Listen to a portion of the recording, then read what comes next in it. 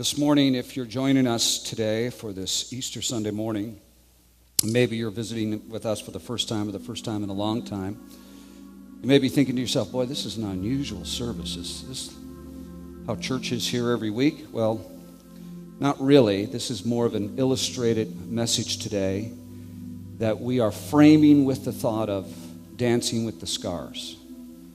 Those three testimonies that you heard today from Miss Bessie, from Big Tony and Barb, from Megan, they all attend our church. The ironic thing is, if you were to meet them in the hallway, talk to them in the parking lot, you would not have any idea that they've gone through so much. When you meet Miss Bessie, to now know that her husband died in a gas explosion, and her 19-year-old daughter was murdered.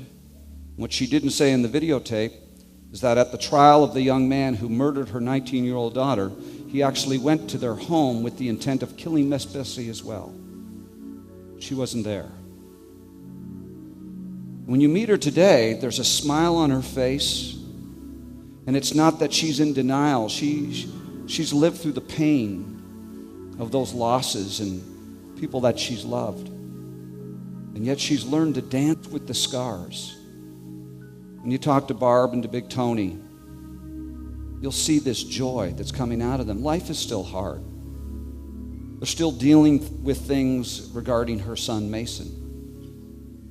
But yet there's a difference. When you see Megan, and Megan was dancing here for us on stage just a moment ago, and to hear that story of her father, who was a cop and then was charged with child molestation, and then her stepfather commits suicide, and then the next man, who seems to be like a gift of God, comes down with cancer and dies.